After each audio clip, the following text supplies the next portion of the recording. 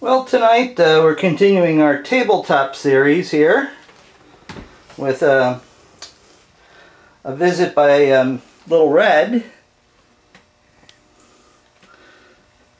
Say hi to the camera, Little Red. Little Red has been fairly content to just strolling about on the tabletop here for tonight's visit. Little Red hasn't spat venom in quite a long time, months. But I still am wearing the appropriate eye protection because you can never tell if he gets startled or something, what'll happen. Better on the safe side. But as you can see, Little Red is very content to investigate his new surroundings. I don't want to crowd him too much because I don't want to get him too wound up. But he's sort of having fun investigating the stuff on the tabletop here. Say hi, Red. No, Red. No, not on the camera. No climbing on my camera, please. It's just that it's much better when he's not on the camera because then I don't have to drop it. I have a hook, but it doesn't necessarily help matters. Now, well, let's investigate this can of substrate again.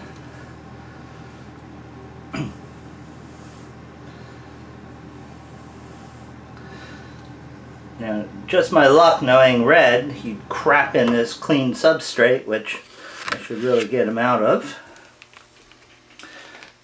Now, Red is, as soon as I opened his cage door, he was rather hyper and thinking that food was going to be feeding Red here, and then he's going into a storage bucket to have his cage cleaned out. And one of the more interesting things to see him feed upon are these little quail chicks, and I just so happen to have just a head, just the head. Oh my goodness. Easy, Red, easy, easy. Jeez. No. If you would just cool your jets for a second, I would see that you got this. Now, Red. That's good. Okay, now you're calmed down at least a little bit. Okay. There we go. Oh, is that yummy? Oh my goodness.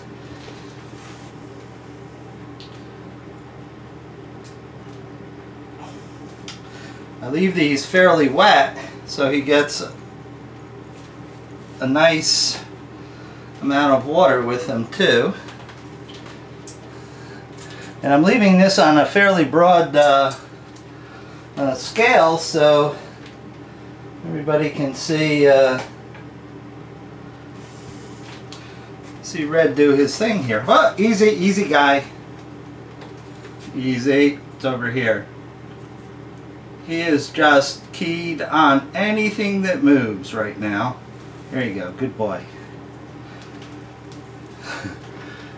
I see a beak sticking out of his side of his throat there. It's like, oh no.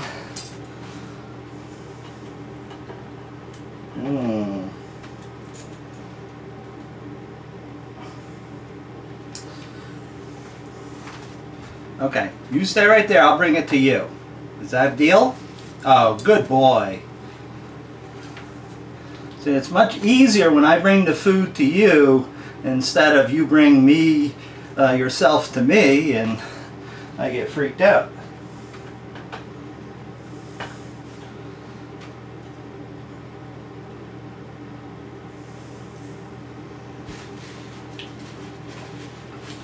Hi, Sniffs. Mr. Sniffles spoke to me for the first time in like a week or 10 days.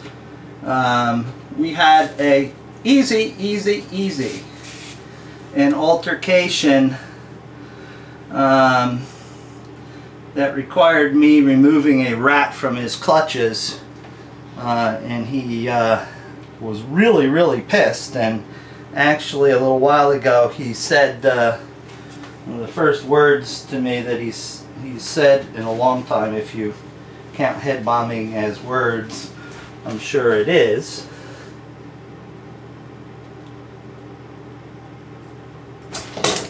There we go, Sniffs. Sniffs just had a quail. Mr. Sniff is going to have some regular chicks later, but I just would sort of improve his humor factor there a little bit. Now, these are a little bit more difficult to eat than just heads there, huh, Buster?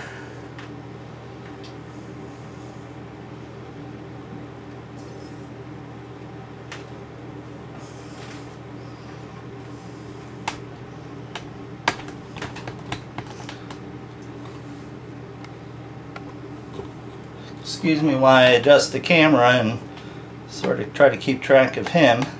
And I'm working the camera from upside down position, so it's a little bit more difficult to work.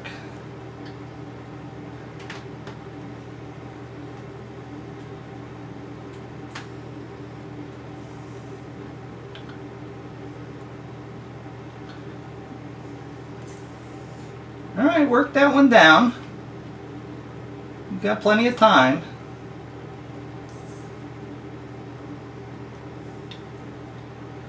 Oh, well, that's a good contraction. Yeah, huh? I'm really not moving a muscle. Oh, that's why I'm not moving a muscle. Because he'll come after anything that moves. Easy, buddy. Easy. Yeah. This is the kind of snake that reaches out and touches you when you're not expecting it.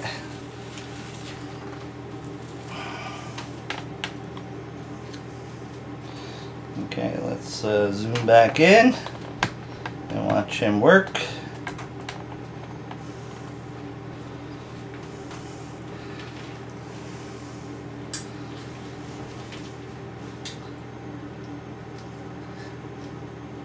How's that, Sniffs? Is that okay, huh? I'll give you something a little bit more substantial as soon as I do the chickies.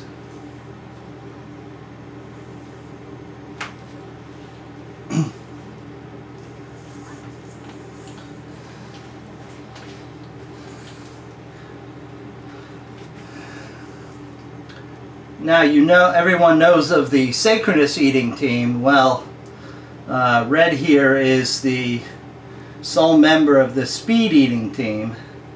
He can pack it down faster than you know what the heck's going on.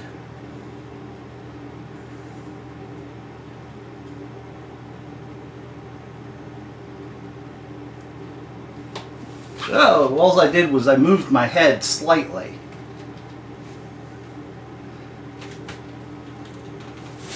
There we go. That's a good guy. So I have camera in one hand, hook in another, and I don't take my eyes off the little beastie.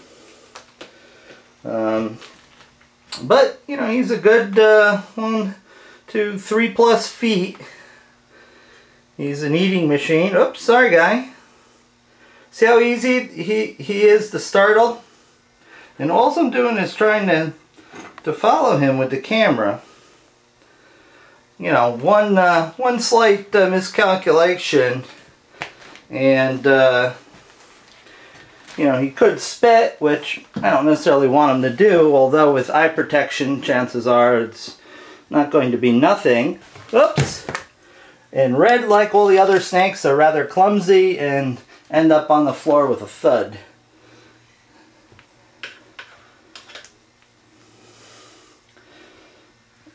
See, the problem is the table's slick, and he puts on the brakes, and he still keeps on sliding.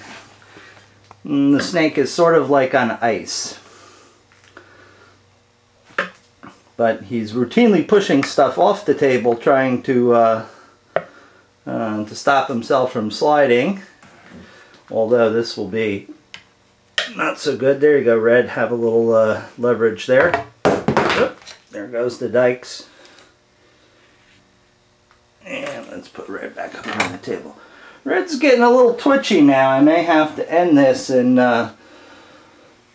put him back in his enclosure, but for the longest time I was doing a lot of still photography and he was just going about checking out the table, but I think he's already sort of conquered that and has decided that he needs to go to other areas. Now I can put him down on the dirty floor, but the floor is very cold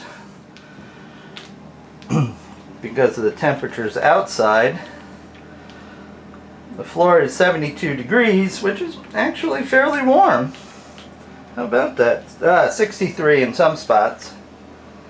63 degrees the floor is, and room temperature is 72. So I wouldn't want him to get cold and dirty and stuff, and oh, there he is. Oop, the hook's over there and I'm over here, but that's okay. I have spare hooks stashed all over the room. Okay, you're okay. See? Snakes do not like things standing over top of them. Are you getting a little twitchy, huh? Are you getting twitchy? Yeah, you are. I can see that. No. No, this is not good. No. You're not going towards my crotch with that cytotoxic venom, you little fool.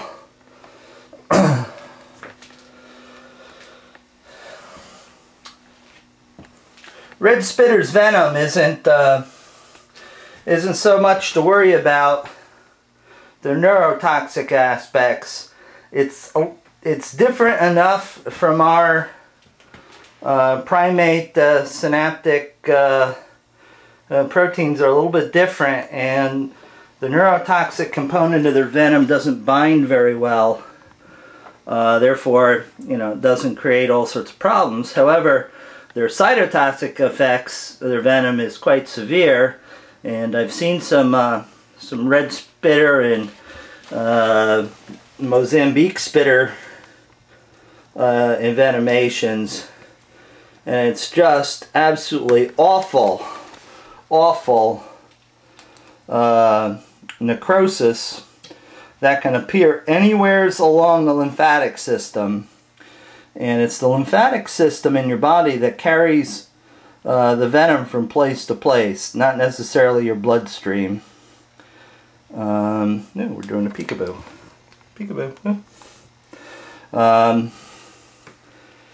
So you can get bit in the hand, and that be perfectly okay, and you end up with basically your whole shoulder sloughing off with necrosis and stuff. The very nice thing about their cytotoxic effects is since it's not enzyme related like with your rattlesnakes and viperid venoms, it's actually neutralized by the Samir polyvalent very nicely. Therefore, if you get bitten and you get antivenin on board real quick, you can negate a lot of the cytotoxic effects. So, with that said, I will, I think since I see some little looks that he's given at the camera and stuff, that he's getting a little bit wily here. So when that happens, we don't take any chances, and he can go back into his dirty cage, which needs to be cleaned up this weekend. And so much for little Red Stroll.